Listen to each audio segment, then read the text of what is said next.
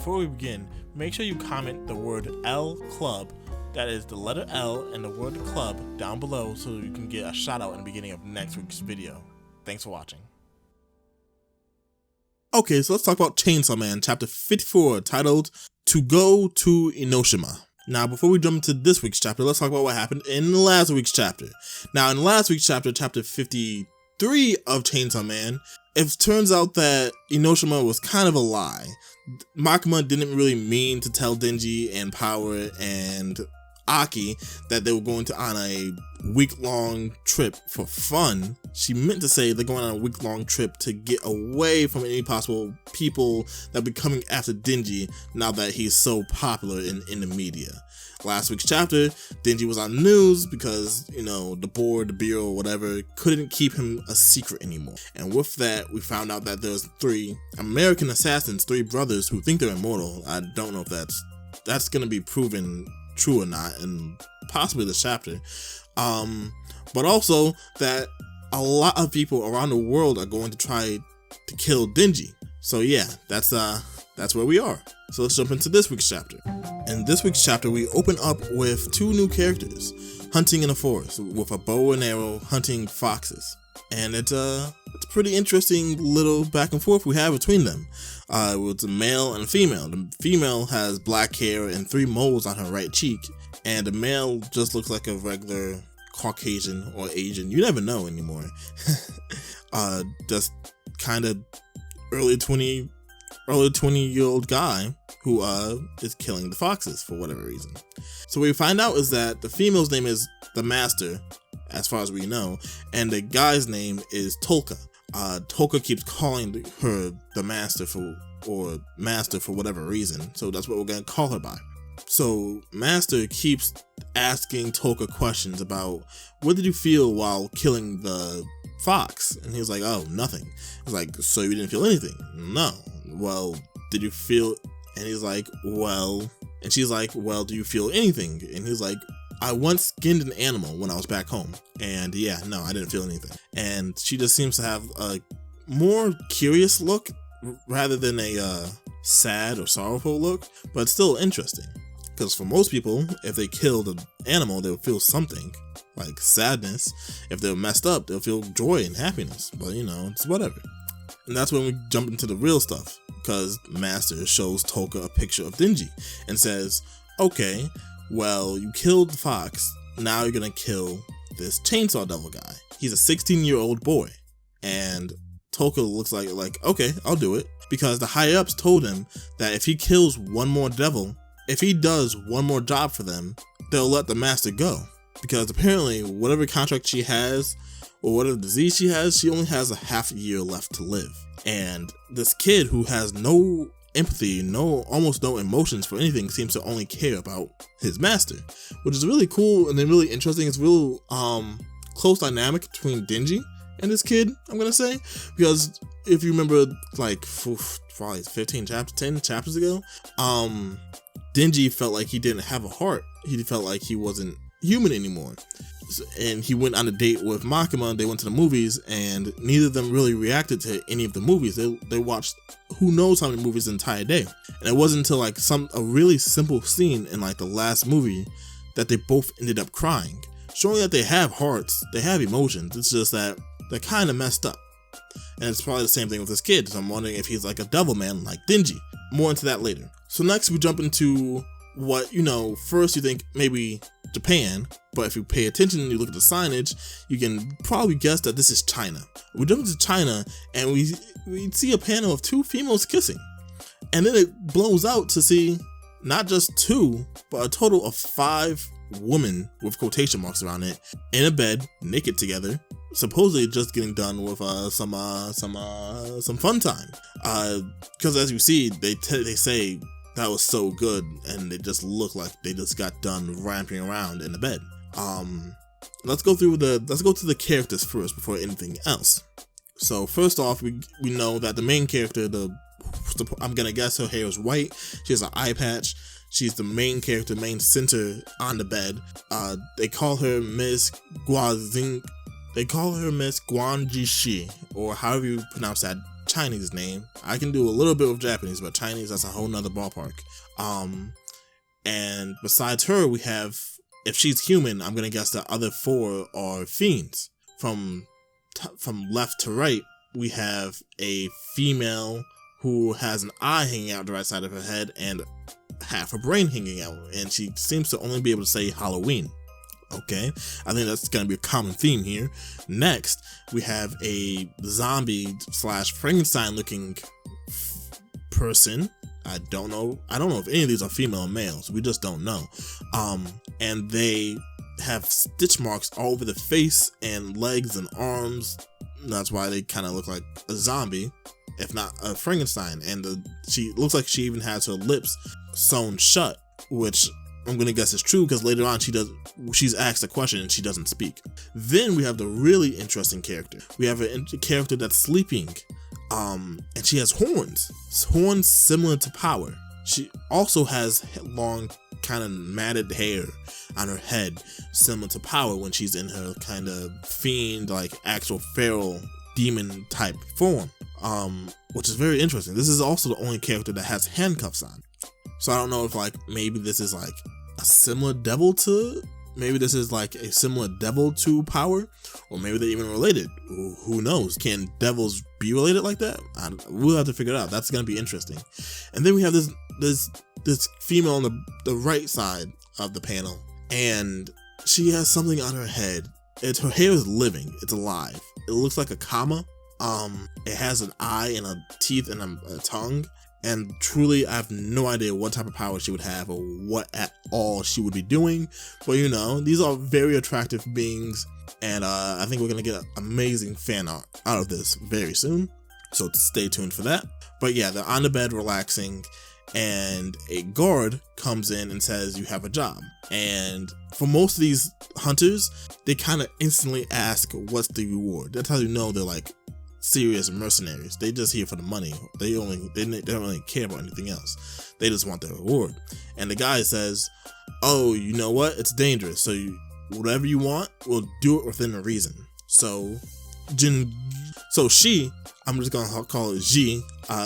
G asks her ladies what they want, and one says 100 donuts. The other one says blood. The fiend that looks like Power, the blood fiend, says she wants blood. Makes sense. The one with her brains hanging out says Halloween, and the one with all the stitches says nothing. And then she just asked that she wants human rights and an education for her girls. It's so interesting because her eyes are dead, and she seems to only probably care about these 4 girls for whatever reason. I don't know why. If she is human, why does she have so many fiends around her? This is very interesting.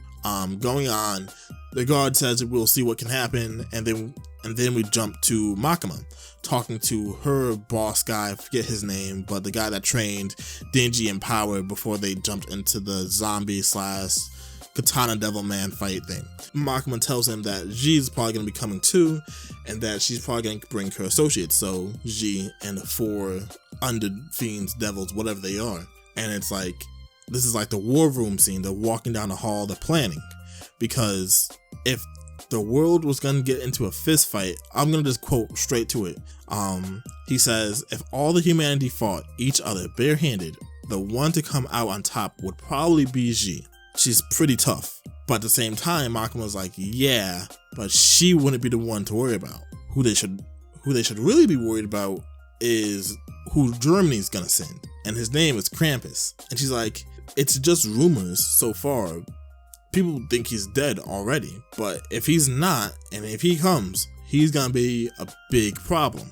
And that's where we jump to Germany, and we see a guy on the bench with a newspaper as another guy walks up and sits down and says, "It's a bit early, but Christmas is here." And it's like, they're just using code words now? I'm also surprised. I'm not surprised. I'm kind of intrigued that Russia with, I forgot her name. Russia with the Bomb Devil didn't play as big of a role as I thought it would, but seems that's going to be replaced with Germany, so that's fine. Anyway, he's like, "We have a job for you." He's like, "Who is it?" And it's like a 16-year-old boy in Japan. And he was like, "Okay, to do the job, I need 4 humans. It doesn't matter what sex they are, just give me 4 people. And the guy's like, why? He's like, I need 3 of them to perform a sacrifice, probably for his contract with the whatever devil he has a contract with. But the fourth one's just for fun. And that's how you know this guy is gonna be crazy powerful, because if you think back, who was the only other person so far that needed to kill living people, needed like active sacrifices to perform a hit or kill somebody? As far as I can remember, that was only Makima. Makima took like 10 semi guys on death row up to the highest shrine in the whatever prefecture they were in Japan, and she was able to perform some type of technique that killed people on the other side of Japan, where Denji and Aki and everybody was. So if Makima has that type of power and it needed sacrifices, what type of power does this old guy, this old Krampus guy have that he needs 3 sacrifices? And just, 1 more just for fun. So yeah, that's gonna be very interesting. And that's where we jump into the last 2 pages of the chapter. We have Denji just lying down on his futon, and this I'm thinking it's the same room where he was with Aki and everybody watching the news. And the TV's just white, it's blank, and he's thinking to himself, why does everyone want his heart? What he's thinking what we're thinking. Why does everyone want to kill him? What was Pochita in the beginning? Like, how strong was Pochita? What was he truly that all these people want him and think he's so dangerous? And Denji's just laying there like, why?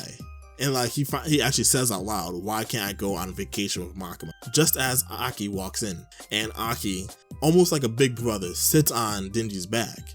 And they have a little back and forth banter. It's like, I'm not a chair. And Aki's like, you're right. Nor are you a target for assassins for the rest of your life. Aki goes on and says like some pretty cool wisdom. He says some pretty cool stuff here. He says, if you get rid of everybody, then you can go on vacation. Makima didn't say it was canceled, it was just postponed. And Denji just kind of looks up and was like, okay, well then, if that's the case, all I have to do is kill all the assassins and I can go to Enoshima. And it's like, there you go, Denji. Keep those spirits up. Keep them high, because you're gonna need them. It's just funny that Aki like actually motivated Denji to like keep going, because that's really uncharacteristic of Aki, because Denji's an idiot. So anyone could have told him this. Power could have told him this, and he would have been like, okay, let's do it. But it being Aki really enforces the idea that he's starting to care about Denji, possibly Power, the Angel Devil, like maybe other people in general. Because maybe he does know he's not going to be on Earth for long. But yeah, that was the end of the chapter. I enjoyed it. I really enjoyed it. Just to let you guys know, I am reading the leaks from the Chainsaw Man Discord.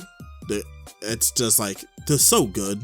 Honestly, reading the leaks and then reading the official release, there's some details that are like, oh yeah, okay, yeah, that's a significant difference. But usually they get it down packed on the first try. And just to let you guys know, it's literally fan made, or whoever made it. It's translated from the original Japanese, then to Korean, then to English. So it's like, you would think it'd be worse off, but these people like the manga enough that they get it pretty dang close. So it's not just like leaks typed up from like a brief script or a brief like detailing of the chapter. It's like actual panel to panel, page to page, the chapter was translated, and it's great. So yeah, before we go, let's go over some stuff that I thought was going to be interesting. So starting off, let's talk about the first 2 characters that we saw in this chapter, Master and Toka, and how similar, to me at least, these characters are to Denji and Makima. Makima is Denji's master, technically, and Denji is Makima's like weapon of mass destruction. So I think that's going to be the same thing for Toka and the Master. And just the fact that Toka has no heart, no feelings, like no emotions, I hope it's going to be played on later on in the chapter, or later on in the manga. Hopefully Fujimoto has time to make it like an actual conversation between Denji and Toka. Maybe like this is going to be a character like, oh, we're friends now. You're still going to have to die, but you know what? I feel bad for killing you. I feel like that would be kind of cool, but Fujimoto kind of doesn't find time for stuff like that for the most part in his fighting arcs, which this is gonna get to a fighting arc or Denji's gonna have to fight everybody. But you know, anything can happen. Moving on, I want to talk about the lesbian devil hunter with the relationship with the 4 fiends. That was shocking to me. And basically like the hitting home point of the chapter, I'm like, where is this going? G, because I can't pronounce her real name, just seems like she's gonna be really overpowered, and possibly Makima's gonna have to go toe to toe with her, which I think would be awesome, but I don't know. It's just something I'm just reinforcing. You should look out for this fight. It's probably gonna be cool. Then we have Krampus. Like Krampus, this old guy from Germany. If you didn't know, Krampus is like the German version of Santa, kind of. He's also the Christmas boogeyman. He kills and eats children if they're bad during Christmas or something like that. I didn't watch the movie, didn't read about it, but that's as far as I know. He looks old and decrepit. Like he looks like he's a balding head, like the beard to a point. Like his eyes are cross-eyed. Like he has a wandering eye. Like if you saw this guy walking down the street, you're like, he probably touches children in his older days. But apparently he kills devils and people. So yeah, that's Krampus. I don't think he's gonna have a big role, but like he's gonna be like, oh yeah, all you calm down, I'm the big guy on the street. So yeah, that was the gist of the chapter 54 of Chainsaw Man. I really enjoyed it. So thanks for watching. Make sure you leave a like, subscribe. Truly, if you like this content, if you like my content, leave a comment about what you thought about this chapter. I think that would be really cool. But yeah, thanks for watching. Peace.